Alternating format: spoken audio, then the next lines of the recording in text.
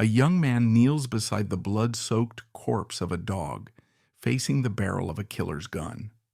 The mastermind behind this brutal act is a politician who was once one of Britain's most prominent leaders.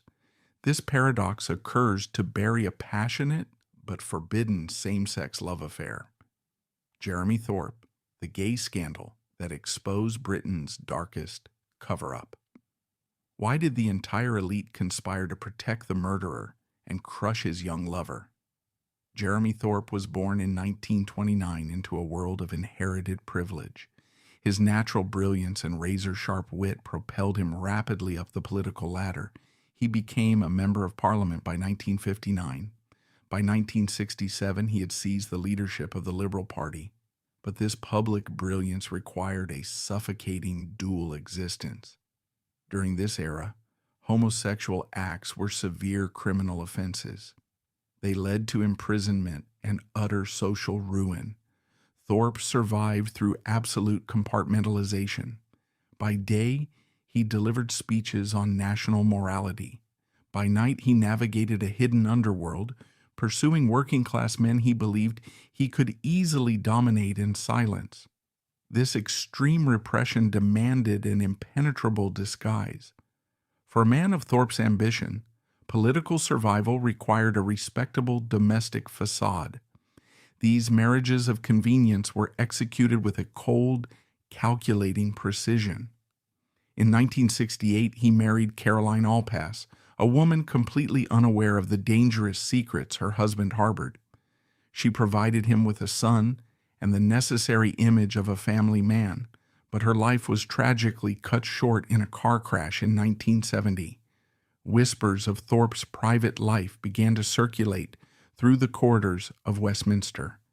Knowing he needed a stronger shield, he orchestrated a masterstroke of social maneuvering. In 1973, he married Marion Stein, the Countess of Harewood, and the former wife of the Queen's own cousin. This union was a formidable fortress. It elevated Thorpe directly into the inner circle of the Windsor family. He was no longer just a politician. He was an extension of the monarchy. But the human cost of this strategic alliance was devastating. Marion Stein was a profoundly talented concert pianist who had survived the horrors of fleeing Nazi Europe as a child. Under Thorpe's shadow, she was forced to sacrifice her entire musical career. She was reduced to a political prop, a silent victim, trapped in an agonizingly public role. As the scandal eventually broke, she was compelled to stand rigidly by her husband's side, smiling for the relentless flashbulbs, playing the part of the devoted wife while fully aware of the humiliating reality.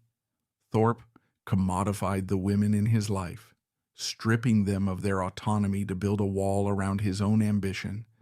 But the very fuse that would detonate this impenetrable fortress had already been lit years earlier.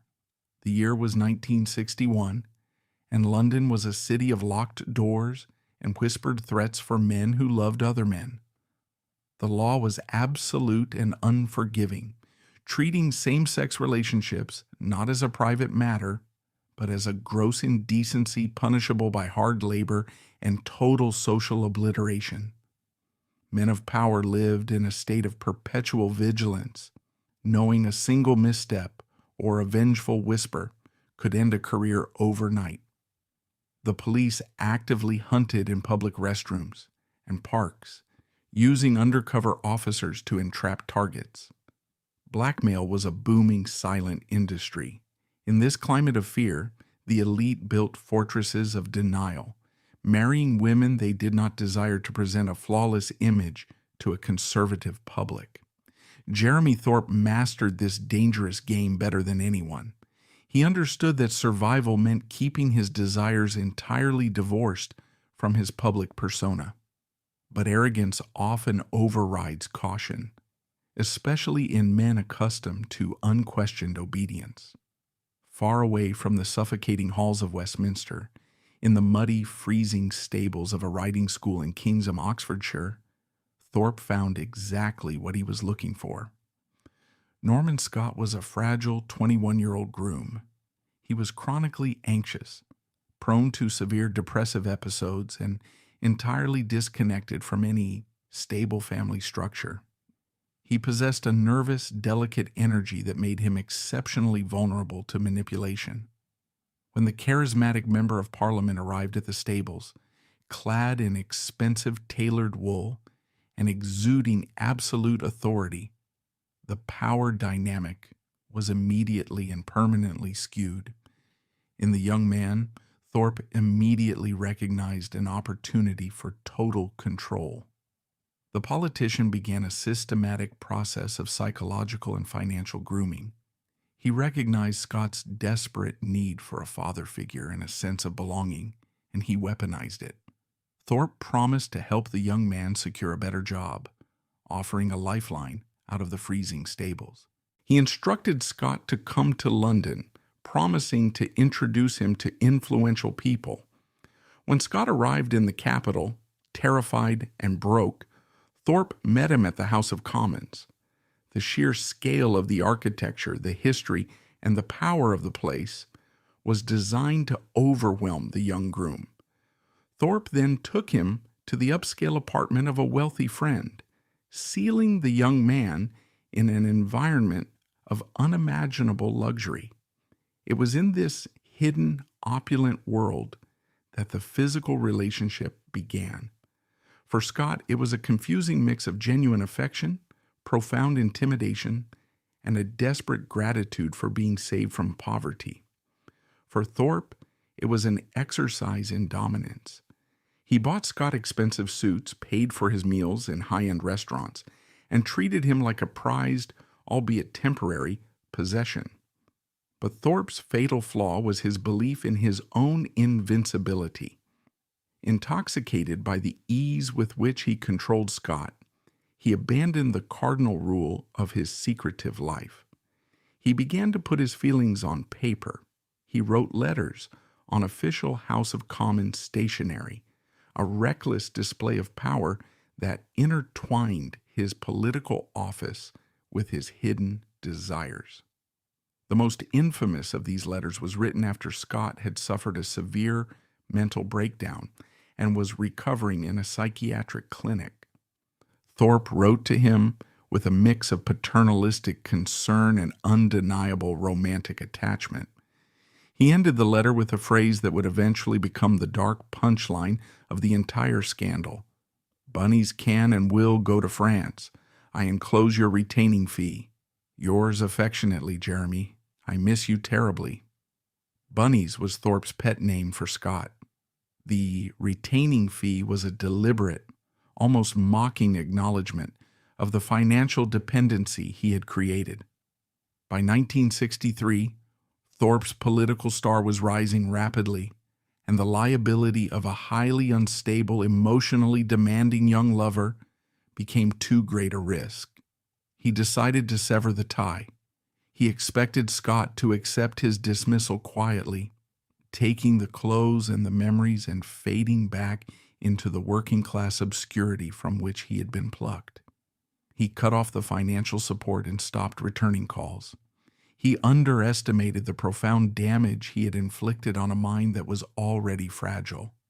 Scott did not simply fade away. The abandonment triggered a catastrophic emotional collapse. Left alone, broke and stripped of the only anchor he had in the world, Scott's grief rapidly calcified into a bitter, unrelenting anger. Scott realized he held the ultimate weapon. He possessed the handwritten letters on parliamentary stationery.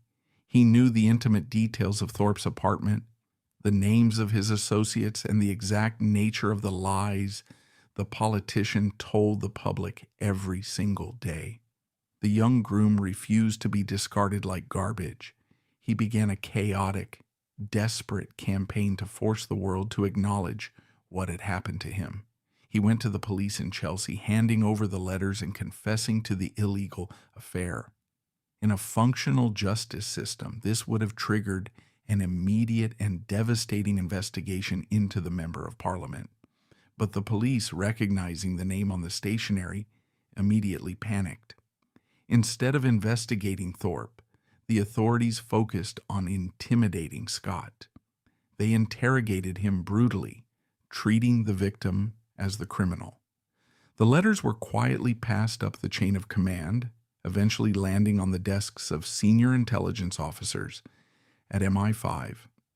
The establishment had been alerted. A protective ring of steel immediately snapped into place around Thorpe. The police dropped the inquiry, classifying Scott as a malicious, mentally ill nuisance. They confiscated some of the letters, effectively stealing the evidence to protect the politician. But Scott was resourceful. He had kept the bunny's letter hidden. He knew it was his only insurance policy against a system that was clearly designed to crush him. When the police route failed, Scott escalated his tactics.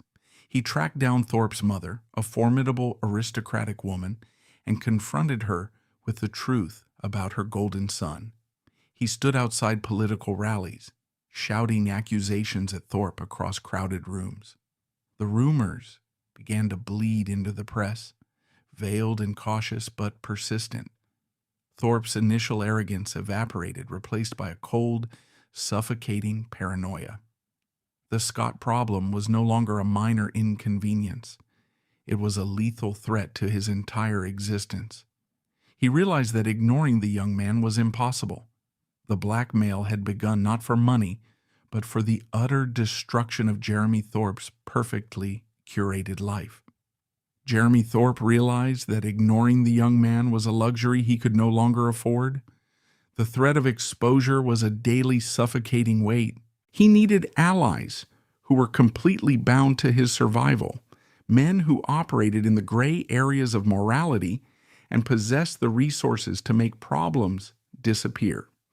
He turned to Peter Bessel, a fellow member of Parliament whose business dealings were as complex and malleable as his ethics. Bessel was a fixer, a man who understood that in politics, perception was reality, and reality could often be purchased. Thorpe brought Bessel into his confidence, detailing the affair, the explosive letters, and the relentless demands. He skillfully framed Scott not as a broken victim of his own manipulation, but as a deranged, malicious extortionist threatening the very fabric of the Liberal Party. Bessel stepped into the role of the primary bagman in a high-stakes game of political containment. He recognized that a scandal of this magnitude would not just destroy Thorpe, it would shatter the fragile resurgence of their entire political movement. A secret financial apparatus was quickly assembled. A slush fund was established to systematically buy Scott's silence, utilizing untraceable cash to avoid the scrutiny of parliamentary auditors. Much of this money was quietly siphoned from wealthy, oblivious donors, most notably the millionaire Jack Hayward, who believed his generous contributions were funding legitimate campaign strategies and election materials. This hidden reservoir of cash was deployed to create a phantom existence for Norman Scott. Bessel arranged to pay for the young man's lodgings, bought him necessary clothing, and provided a steady, drip-fed allowance designed to keep him quiet but entirely dependent. The most insidious tactic in this strategy of containment was the deliberate erasure of Scott's identity. The conspirators manipulated government bureaucracy to obtain a new national insurance card for Scott under a completely fictitious name. This calculated act of fraud achieved two vital goals. First, it severed the paper trail connecting the volatile young man to his past, and, crucially, to Jeremy Thorpe.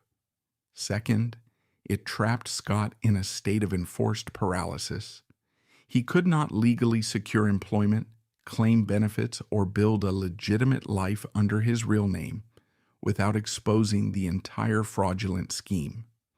He was systematically isolated from society, rendered legally invisible, and entirely reliant on the men who wanted him gone. While Scott was being financially suffocated in the shadows, Thorpe was accelerating his ascent to the absolute pinnacle of British politics. In 1967, his ruthless ambition was finally rewarded. He was elected the leader of the Liberal Party. He transformed from a prominent parliamentarian into a national figurehead, the charismatic, impeccably dressed face of the country's third largest political force. His speeches commanded headlines, and his influence shaped national debates. Yet with national leadership came a relentless, unforgiving public scrutiny. Thorpe knew that his prolonged bachelorhood was a glaring vulnerability, an open invitation for vicious rumors in the deeply conservative press of the era. He required an impenetrable shield, a public declaration of heterosexuality that would silence the whispers permanently. He needed the ultimate political prop, a respectable wife. In 1968, he found his perfect camouflage in Caroline Allpass. She was a bright, deeply respectable woman from a prominent family, offering the exact image of domestic stability Thorpe desperately needed. There is a profound, chilling cruelty in marrying someone solely to construct a political fortress. Caroline entered the marriage entirely blind to the explosive secrets her new husband harbored in his desk drawers, or the desperate men working in the shadows to pay off his former lover. For a brief, deceptive period, the strategy appeared flawless. The marriage produced a son, Rupert, and provided Thorpe with the ultimate credential of traditional family life. The glowing photographs of the happy family spread across the Sunday papers were a masterclass in political deception. Thorpe paraded his new life before the cameras, cementing his image as a man of profound moral standing. But the reality of Norman Scott's existence was a constant gnawing anxiety at the edges of this carefully fabricated reality. Scott, watching from the outside, saw the man who had ruined him being celebrated as a moral leader and a devoted father. The hypocrisy was a physical agony. The small grudging sums of money handed out by Bessel felt less like a settlement and more like a weekly, calculated insult. Scott began to demand more, pushing back against his handlers. Beyond mere hush money, he desperately sought the basic dignity of his real identity. He wanted to exist in the world on his own terms. The fragile equilibrium of Thorpe's life was violently shattered in 1970 when Carolyn was killed in a tragic car accident. The nation united in mourning with the grieving widower, offering him profound sympathy. But behind closed doors, Thorpe's grief was hopelessly entangled with a terrifying realization. His shield had been ripped away. The Bachelor rumors would inevitably resurface with renewed vigor, and Scott was still out there, increasingly volatile, angry, and refusing to be silenced. The strategy of financial containment was rapidly failing. Peter Bessel's own complex business empire was collapsing around him, making him an unreliable and distracted bagman. Recognizing the shifting ground, David Holmes, a deeply loyal friend who had served as Thorpe's best man, was drafted to take over the day-to-day management of the Scott crisis. Holmes brought a colder, more ruthless efficiency to the operation, but even his hardline approach could not control a man who had nothing left to lose. Scott's demands became singularly focused. He wanted his real national insurance card. It became an absolute obsession. He realized that the fake identity forced upon him was a cage designed to keep him invisible. He demanded that Thorpe or his associates rectify the fraud immediately, threatening to walk into a newspaper office with the entire story of the affair, the secret payments, and the government fraud if they refused to comply. This ultimatum put the conspirators in an impossible, terrifying position. To issue a new card in Scott's real name meant engaging directly with government departments. It meant generating a fresh paper trail that inquisitive journalists or ruthless political enemies could follow straight to the door of the Liberal Party leadership. It was an unacceptable risk that would trigger the exact collapse they had spent years trying to prevent. The blackmail had reached a total unmanageable impasse. Realizing the desperate vulnerability of his position, Thorpe engineered his most audacious social maneuver yet. In 1973, he married Marion Stein. This strategic marriage functioned as a hostile takeover of social invulnerability. Marion was the Countess of Harewood. Crucially, she was the former wife of George Lascelles, the Queen's own cousin. By binding himself to Marion, Thorpe firmly bolted his own fate to the reputation of the British royal family. He elevated himself into a realm of untouchability. The establishment now had a massive vested interest in his continued survival, because his public downfall would inevitably drag a royal title through the mud of a spectacular sex scandal.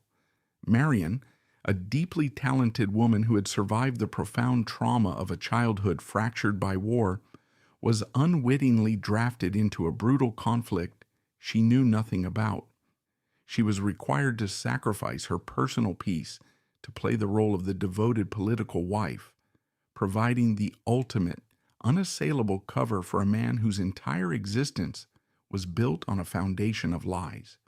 But the royal connection also raised the stakes to an astronomical level.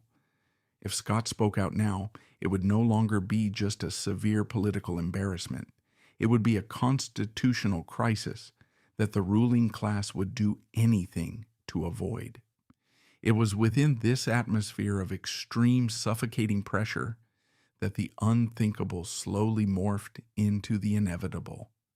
The endless cycle of payments, the constant paranoid monitoring of Scott's chaotic movements, the terrifying near misses with investigative reporters. It was exhausting and entirely unsustainable. The conspirators found themselves trapped in a prison of their own design, held hostage by a man they viewed as entirely beneath them.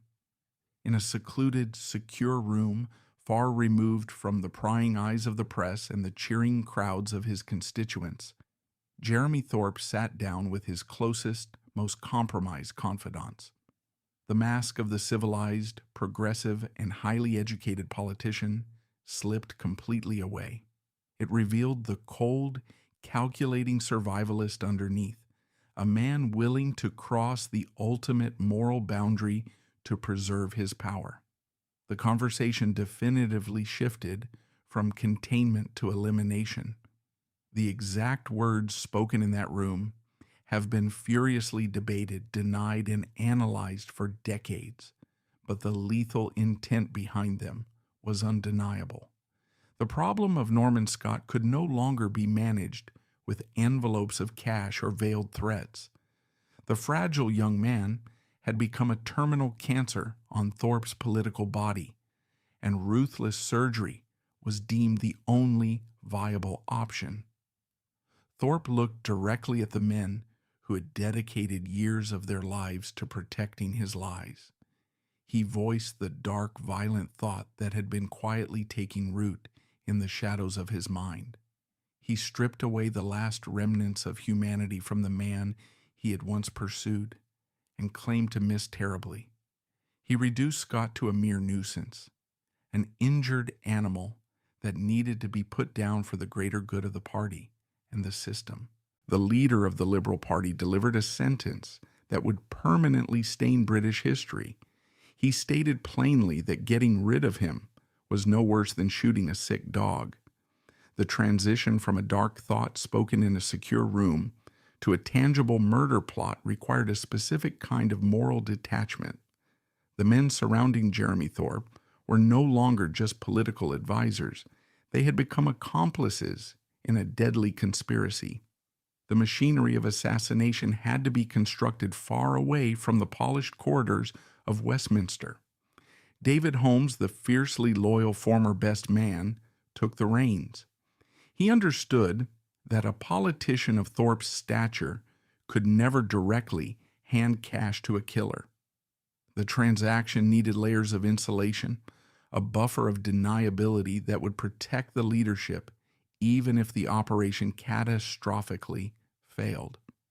Holmes reached into the shadowy periphery of his business contacts, seeking someone desperate or foolish enough to take on a contract killing. The search led them to a man who was the absolute antithesis of the refined establishment they were trying to protect. Andrew Newton was a commercial airline pilot, but his professional title masked a chaotic, boastful personality drawn to the criminal underworld. He liked to be called Gino, or Snaz, adopting the tough guy personas of the pulp novels and gangster films he admired. Rather than a seasoned, cold-blooded professional, Newton proved to be a volatile amateur, driven by a potent mix of arrogance, greed, and a fundamental misunderstanding of the forces he was dealing with. Newton agreed to the job for a sum that varies in historical accounts, but is generally understood to be between 10 and 20,000 pounds. This was a staggering amount of money in the mid-1970s, covertly sourced and washed through intermediaries to completely obscure its origins. For Newton, it was a lottery win, a chance to prove himself as a ruthless operator. For Thorpe and his circle, it was simply the cost of doing business, a necessary expenditure to guarantee their political survival. The sheer incompetence of the conspirators was masked only by their supreme confidence. They were navigating a lethal landscape with the blind arrogance of men who had never faced genuine consequences. Newton was given his target, Norman Scott. He was instructed to retrieve the compromising letters and eliminate the man holding them. It was a crude, brutal mandate, completely devoid of the sophisticated maneuvering that usually characterized British politics. Tracking down Scott proved to be a twisted game of cat and mouse. The young man, hyper-aware of his vulnerability and deeply paranoid about the people who had controlled him for years, was living a transient, chaotic life. Newton made several clumsy attempts to locate him, stumbling through the West Country and leaving a trail of suspicious interactions. But a man with a target on his back and no resources cannot hide forever. Newton eventually discovered Scott's whereabouts and initiated the final, fatal phase of the plan. Bypassing immediate violence, he relied entirely on deception, exploiting the very vulnerability that Thorpe had preyed upon a decade earlier. Newton adopted the alias of Peter Keene, presenting himself as a sympathetic figure, perhaps an investigative journalist, or a man sent by a secret benefactor who finally wanted to help Scott expose the truth. Scott, exhausted by years of running, fighting, and being systematically ignored by the authorities, was desperate for an ally. He desperately wanted someone to listen to him, to validate his suffering, and to help him reclaim his stolen identity. He fell into the trap. The meeting was arranged for the evening of October 24th, 1975. Newton arrived in a rented yellow Mazda, a surprisingly conspicuous vehicle for a man intending to commit an untraceable murder. Scott, trusting and entirely unaware of the lethal danger, climbed into the passenger seat. But Scott was not alone. He brought with him his only source of unconditional comfort and protection, a massive Great Dane named Rinka. The dog was gentle but physically imposing, a towering presence that immediately unsettled the jittery hitman. Newton, fundamentally a coward, was terrified of the animal. The drive into the night was a masterclass in psychological tension. Newton steered the yellow Mazda out of the towns and towards the desolate, unforgiving landscape of Exmoor. It was a region of deep valleys, steep hills, and vast, empty moorlands. On that specific October night, the weather provided a terrifyingly perfect backdrop for a murder. A thick, impenetrable fog rolled across the hills, plunging visibility to near zero and swallowing the headlights of the car. The isolation was absolute. There were no witnesses, no passing traffic, just the damp chill of the moor and the suffocating tension inside the vehicle. Newton drove aimlessly for hours, feigning fatigue and confusion, waiting for the perfect, isolated spot to execute the contract. Scott, sitting next to his executioner, remained oblivious, comforting Rinka and perhaps believing that he was finally on his way to safety and vindication. The cruel irony of the situation was absolute. The man who had been stripped of everything by the political elite was now being driven to his death, funded by the very system he was threatening to expose. Finally, the car crawled up the steep, winding incline of Porlock Hill. The fog here was so dense it felt like a physical barrier. Newton pulled the Mazda onto a desolate dirt clearing just off the main road. The silence of the moor was deafening, broken only by the sound of the wind and the idling engine of the car. Newton claimed he was too exhausted to drive further and suggested they stretch their legs. Scott, still trusting the man he knew as Peter Keene, opened the door and stepped out into the freezing mist. Rinka, eager to be out of the confined space, bounded out after him. What happened next unfolded with a sudden shattering violence that would define the rest of Norman Scott's life. Newton emerged from the driver's side, the cold steel of a .22 caliber pistol gripped in his hand.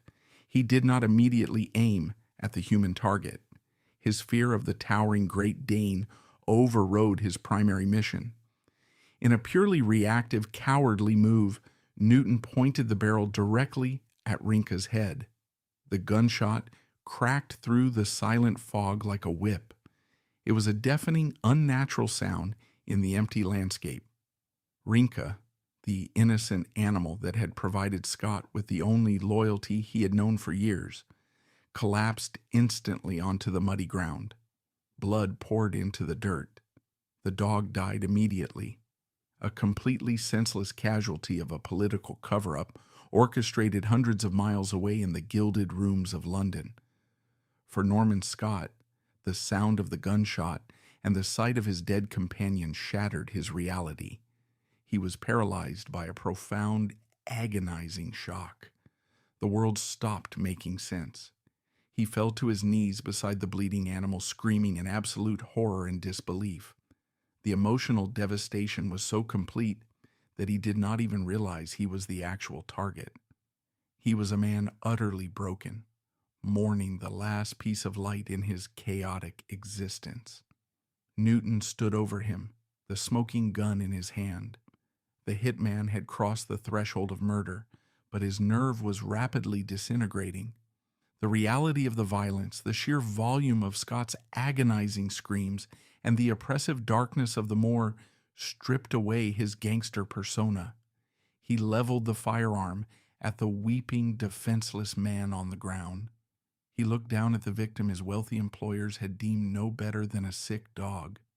Newton uttered the chilling phrase that had been paid for with thousands of pounds of secret money. "It's your turn now," he hissed. He tightened his finger on the trigger, fully intending to end Norman Scott's life and fulfill the contract. He pulled it. The mechanical click that followed was the loudest silence Norman Scott would ever hear. The gun did not fire. Newton, his eyes wide with sudden panic, pulled the trigger again. Another hollow click.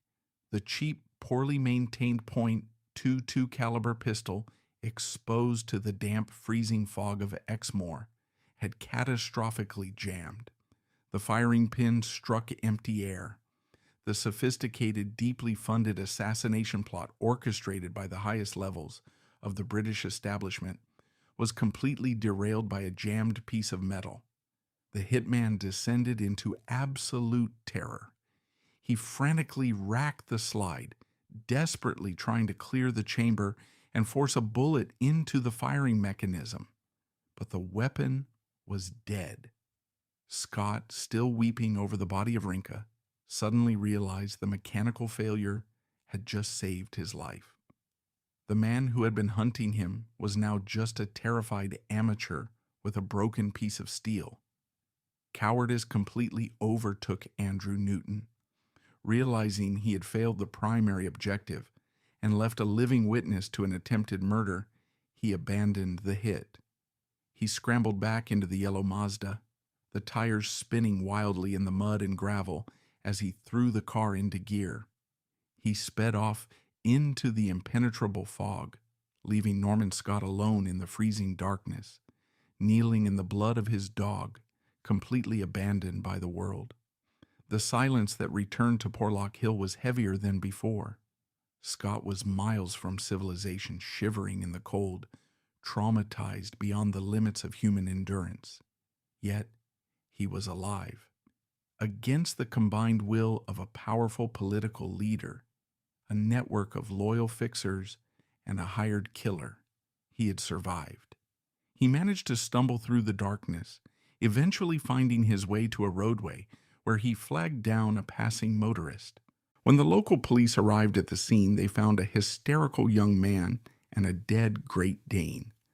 To the rural officers, it looked like a bizarre, tragic incident, but when Norman Scott began to speak, when he started to scream the name of Jeremy Thorpe and demand that they listen to his story of blackmail, secret payments, and hitmen, the local constabulary unwittingly stepped onto a political landmine.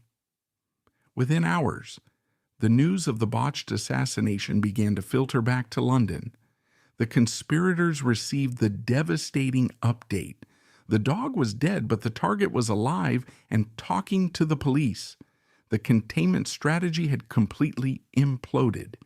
Yet, inside his opulent residence, insulated by his royal marriage and his parliamentary privilege, Jeremy Thorpe did not panic.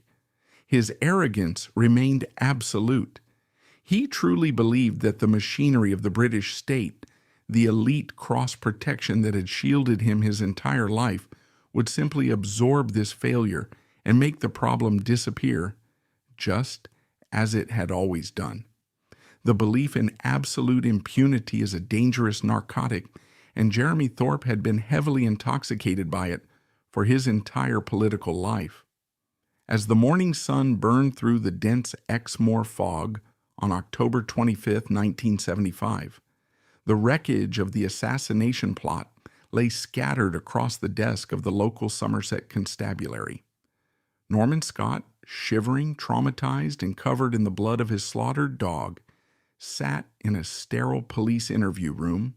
He was no longer the silent, pliable victim of the 1960s. The gunshot that had killed Rinka had shattered whatever remaining restraint Scott possessed. He poured out the entire unbelievable story to the rural detectives. He named the hitman who had tried to execute him. He detailed the intricate web of secret payments, the fake national insurance cards, and the years of psychological torture. Above all, he repeatedly and aggressively named Jeremy Thorpe, the leader of the Liberal Party and one of the most powerful men in the United Kingdom, as the architect of the murder plot. For a provincial police officer, taking a statement that accused a potential future prime minister of conspiracy to murder was akin to holding an unpinned grenade. The immediate reaction within the lower ranks of the police force was a mixture of profound disbelief and paralyzing fear. The standard protocol for an attempted murder investigation was instantly suspended, replaced by a frantic chain of panicked phone calls to senior commanders. The name Jeremy Thorpe possessed a radioactive quality that fundamentally altered the trajectory of the law. Within hours, the narrative began to be actively managed, not to uncover the truth of the assassination attempt, but to contain the explosive political fallout. The machinery of elite cross-protection, a deeply ingrained system designed to insulate the British ruling class from the consequences of their actions, silently engaged its gears. The most pressing issue for the establishment was neutralizing the immediate threat, Andrew Newton. The hitman had fled the moor, but he had left behind a trail of evidence so glaringly obvious that even a compromised police force could not ignore it. The yellow Mazda, the rented aliases, and his own chaotic movements made his apprehension inevitable. When detectives finally tracked Newton down, instead of a hardened professional assassin refusing to break under interrogation, they encountered an arrogant, boastful amateur who immediately attempted to spin a fabricated narrative to save himself, while simultaneously protecting the powerful men who had hired him. Newton understood that his survival and his anticipated financial payout depended entirely on keeping Jeremy Thorpe's name out of the official police record. Newton concocted a bizarre, entirely unbelievable story. He admitted to shooting the Great Dane, but he vehemently denied that he had been hired to assassinate Norman Scott.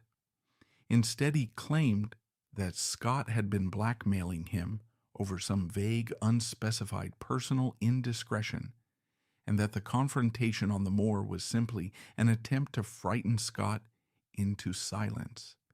It was a flimsy, pathetic lie, completely disconnected from the reality of the evidence. Yet the police and the prosecuting authorities eagerly accepted this fabricated narrative. They accepted it because it offered a desperately needed firewall. By isolating the incident as a petty, violent dispute between two individuals, the authorities could aggressively prosecute Newton for firearms offenses, while completely ignoring the massive political conspiracy standing directly behind him. The state was willing to lock up a reckless pilot to ensure that a statesman remained free. In March 1976, Andrew Newton stood trial at Exeter Crown Court. The proceedings were a masterclass in judicial suppression. The prosecution deliberately narrowed the scope of the trial, focusing entirely on Newton's possession of a firearm with intent to endanger life, effectively blinding the jury to the actual motive for the crime. When Norman Scott was called to the witness stand, he saw an opportunity to finally expose his tormentor to the world. He attempted to use the courtroom as a platform to scream the truth about his relationship with the liberal leader and the underlying reasons for the assassination attempt. But the legal system was ready for him. The presiding judge and the barristers systematically shut him down, interrupting his testimony, striking his claims from the record, and painting him as a hysterical, unreliable witness, attempting to inject irrelevant political smears into a straightforward firearms case. Newton was found guilty and sentenced to 2 years in prison. To the general public, justice appeared to have been served. A violent man who shot a dog and threatened a citizen was behind bars. But within the hushed corridors of Westminster, a collective sigh of relief echoed among the political elite. The containment strategy had held. The firewall had survived its first major test. Newton had taken the fall, Scott had been legally discredited, and Jeremy Thorpe remained completely untouched, continuing to lead his party and dine with royalty as if the blood on Porlock Hill had never been spilled. Thorpe even had the audacity to issue public statements categorically denying any improper relationship with Scott, relying on the inherent deference of the British public to accept the word of a gentleman over the frantic accusations of a traumatized stable boy. However, the silence of the establishment was not a sign of ignorance. It was a deliberate, active conspiracy of suppression. Deep within the archives of MI5, Britain's domestic counterintelligence and security agency, files bulged with intercepted communications, surveillance reports, and detailed accounts of Thorpe's homosexual activities and the subsequent blackmail attempts. The intelligence apparatus had known about the severe security risk Thorpe posed for over a decade. Yet their mandate was not the pursuit of absolute justice, but the preservation of national stability. In the rigid class-bound structure of 1970s, Britain, exposing a major political leader as a closeted homosexual who ordered a contract killing was deemed too destructive to the fabric of the state. The intelligence community viewed Thorpe not as a criminal to be apprehended, but as a compromised asset to be managed and protected from public exposure. This systematic complicity at the highest levels of government was later unequivocally exposed in a highly classified internal memorandum written in July 1978 by Peter Hain, a prominent political figure who had gained access to the inner workings of the cover-up. The memo, intended for the eyes of senior political leaders like Tony Benn and Neil Kinnock, contained a devastating indictment of the British state. It explicitly documented that there was clear, undeniable evidence proving that senior politicians across party lines, high-ranking civil servants, elite police commanders, and intelligence directors had actively participated in suppressing the truth about Jeremy Thorpe for over 15 years. The establishment had essentially suspended the rule of law to protect the reputation of the system itself, proving that justice was a commodity only available to those without power.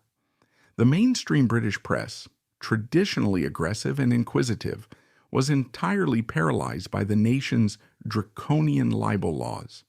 In the United Kingdom, the burden of proof in a defamation case rests entirely on the publisher. A wealthy, powerful individual like Jeremy Thorpe could easily bankrupt a newspaper simply by threatening legal action, regardless of the truth of the allegations. Thorpe aggressively weaponized this legal landscape. He employed teams of ruthless, high-priced lawyers to issue immediate writs against any publication that dared to print even a thinly veiled reference to his relationship with Norman Scott or his connection to the dead dog on Exmoor. The major newspapers, terrified of financial ruin and lacking the concrete, unassailable proof required to survive a high court libel trial, chose to remain silent. They printed the official denials, looked the other way, and became complicit in the grand deception.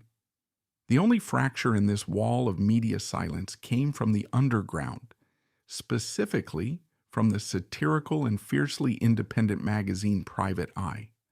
Unbound by the traditional constraints of establishment journalism and possessing a reckless disregard for libel threats, Private Eye began a relentless campaign of innuendo and targeted leaks. They could not explicitly state that Thorpe was a murderer, but they constantly printed coded stories, bizarre cartoons, and inside jokes about bunnies, dead dogs, and panicked liberal politicians. Thorpe's legal team bombarded the magazine with lawsuits, attempting to crush them under the weight of legal fees. But Private Eye fought back fiercely. They kept the scandal alive in the public consciousness, dripping slow, corrosive poison onto Thorpe's pristine image, ensuring that the whispers in Westminster never truly died down. While Thorpe utilized his power to crush external threats, the internal structure of his conspiracy was beginning to collapse under the immense weight of paranoia and greed. Peter Bessel, the former Member of Parliament, who had initially organized the secret slush fund and managed the early blackmail payments, was unraveling. His own complex business empire had failed spectacularly, leaving him facing massive debts and potential fraud charges. Desperate and terrified of becoming the ultimate scapegoat for the assassination plot, Bessel fled the United Kingdom. He relocated to a rundown shack on a desolate beach in California, living a paranoid, isolated existence. He constantly looked over his shoulder, genuinely terrified that Thorpe would dispatch another more competent hitman across the Atlantic to permanently silence the man who knew exactly where all the bodies were buried and how the secret money had been moved. Back in London, David Holmes, the fiercely loyal friend who had directly hired the hitman, was desperately trying to keep the financial paper trail hidden. He was moving money between accounts, covering up the massive holes left by the payments to Newton, and praying that the police would never secure the authority to audit the specific funds utilized by the Liberal Party leadership. The conspirators were trapped in a state of perpetual anxiety, bound together by a shared lethal secret. They had successfully navigated the immediate crisis of the botched shooting, but they failed to understand the fundamental nature of the man they had hired. They believed they had purchased Andrew Newton's permanent silence. They were catastrophically wrong. The ultimate catalyst for the destruction of Jeremy Thorpe did not come from a crusading detective, a brave journalist, or a sudden crisis of conscience within the establishment. It came from the bruised ego and insatiable greed of the hitman himself. In 1977, Andrew Newton was released from prison after serving a fraction of his sentence. He walked out of the prison gates expecting to be greeted as a loyal soldier who had taken the fall for the elite. He expected a massive, life-changing financial payout waiting for him in a secure bank account. He firmly believed that his silence had saved the Liberal Party, and he demanded to be compensated accordingly. But the men who had hired him were terrified of further contact. They cut him off, refusing to authorize the exorbitant sums he felt he was owed. This financial betrayal instantly evaporated Newton's loyalty. As he realized the establishment had used him and discarded him, his arrogance morphed into a vengeful fury. He possessed the ultimate leverage, and he decided to sell it to the highest bidder. Newton approached the Evening News, a prominent London newspaper, and offered them a story that would shatter the political landscape. He sat down with investigative reporters and, in exchange for a substantial check, casually confessed the entire truth. He admitted on the record that his previous testimony was a complete fabrication. He stated clearly and unequivocally that he had been hired by leading figures within the Liberal Party, operating on behalf of Jeremy Thorpe, to murder Norman Scott and retrieve the compromising letters. The publication of Newton's confession was a seismic event. The firewall of denial, suppression, and legal intimidation that Thorpe had painstakingly built over a decade was instantly incinerated. The allegations were no longer the desperate ramblings of an unstable victim. They were the direct, on-the-record confession of the convicted gunman. The sheer scale of the scandal broke through the paralysis of the libel laws. Every newspaper in the country splashed the allegations across their front pages. The British public, deeply deferential to their political leaders, was suddenly confronted with the horrifying possibility that a man who had nearly controlled the balance of power in Parliament was operating a murder syndicate in his spare time. The political establishment could no longer protect him. The pressure became absolute and crushing. The police force, previously ordered to look away, was now forced by public outrage to launch a massive, unprecedented investigation into the leader of a major political party. Chief Superintendent Michael Chowles, a meticulous and stubbornly independent officer from the Somerset and Avon Constabulary, was appointed to lead the inquiry. Unlike his predecessors, Chowles refused to be intimidated by the aristocratic titles or the parliamentary privilege of his suspects. He began dismantling the conspiracy piece by piece, interrogating witnesses, tracing the secret slush funds, and aggressively pursuing the men who had believed themselves untouchable. Jeremy Thorpe watched his meticulously constructed empire crumble into dust. His Liberal Party colleagues, terrified of the electoral annihilation the scandal would bring, rapidly abandoned him. The men who had previously defended his honor now demanded his immediate resignation. Cornered, exposed, and stripped of his political power, Thorpe was forced to resign the leadership of the party in utter disgrace. He retreated behind the high walls of his London home, shielded only by the wavering support of his aristocratic wife, Marion. The man who had once dictated the moral direction of the nation was now a prime suspect in a brutal criminal conspiracy.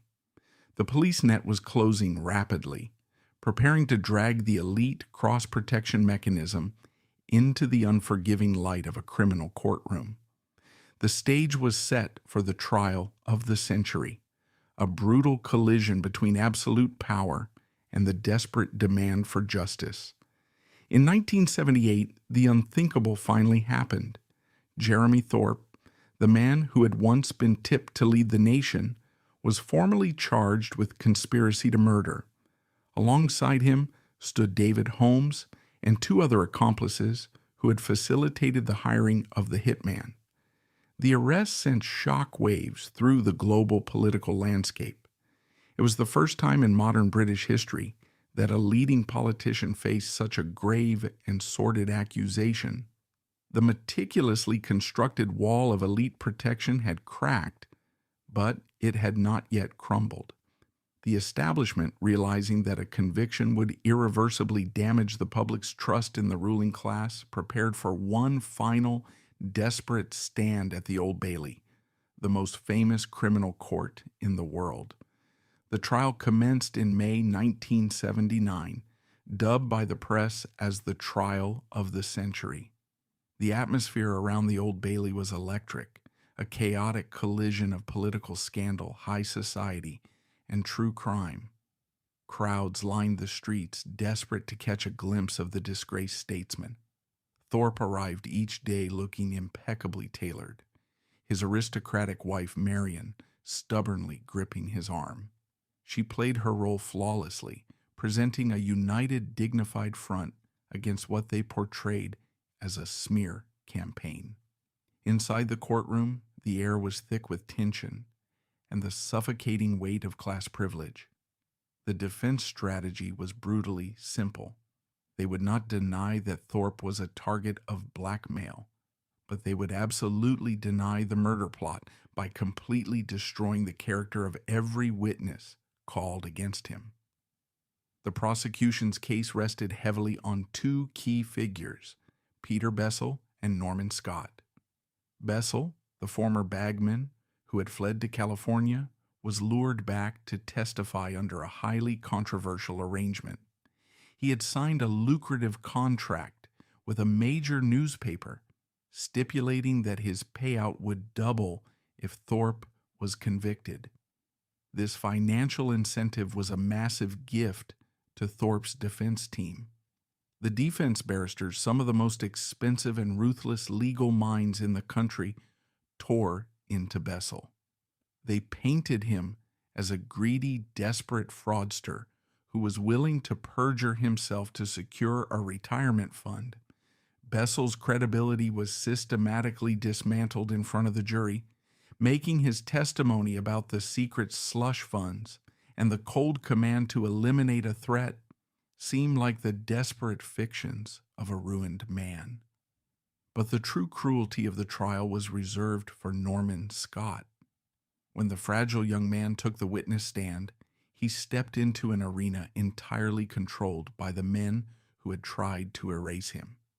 He was the victim of an assassination attempt, the target of a decade-long harassment campaign, and a man grieving the violent death of his only companion. Yet, the defense barristers treated him as the villain. They relentlessly interrogated him about his mental health, his intimate history, and his erratic behavior. They mocked his emotional instability, completely ignoring the fact that his trauma was directly caused by the man sitting in the dock. Scott was forced to relive the horrors of his relationship with Thorpe and the bloody night on Porlock Hill, all while being sneered at by a gallery of wealthy elites. Thorpe himself refused to take the witness stand. It was a calculated, brilliant, and deeply arrogant legal maneuver. By exercising his right to remain silent, he avoided the brutal cross-examination that would have undoubtedly exposed his lies and the true nature of his written correspondence. He forced the prosecution to rely entirely on the shattered credibility of Bessel and Scott. Thorpe sat silently in the dock exuding an aura of aristocratic detachment, trusting that the inherent class bias of the British legal system would do the heavy lifting for him. He was gambling that the jury would find it easier to believe a polished, wealthy gentleman over a traumatized working-class groom and a bankrupt exile.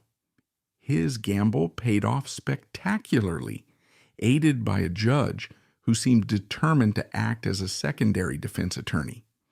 Justice Joseph Cantley, the presiding judge, delivered a summing up to the jury that remains one of the most disgraceful abuses of judicial power in British history. Cantley belonged to the same exclusive clubs and social strata as Thorpe.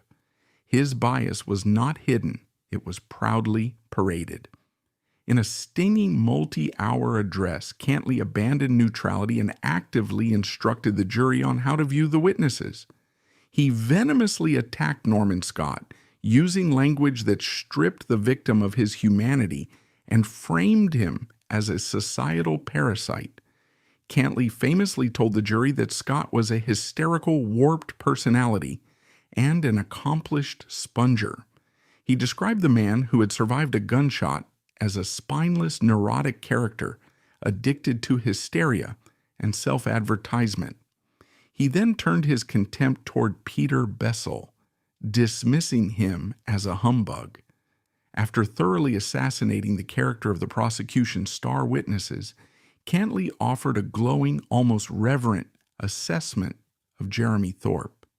He reminded the jury of Thorpe's distinguished public record, his brilliant intellect, and his unblemished public reputation.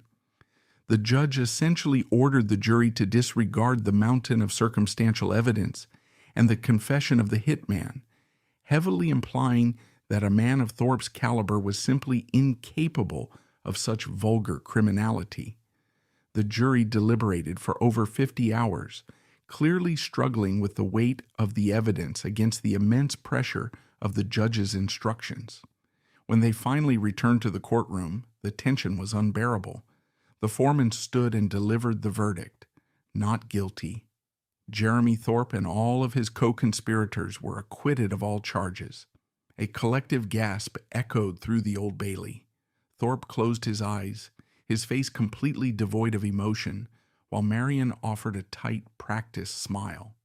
They walked out of the court as free citizens, completely exonerated by the law.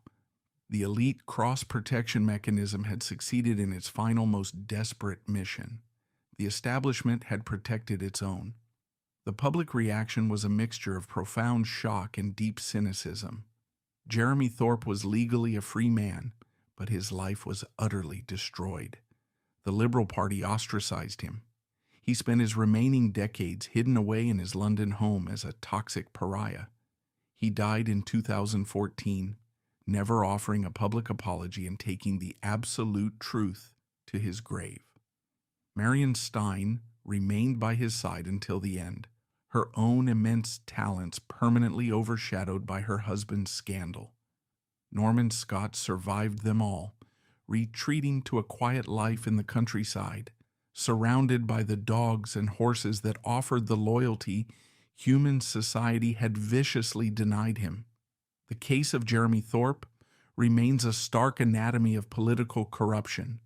It proved how easily the mechanisms of justice could be manipulated by wealth and status.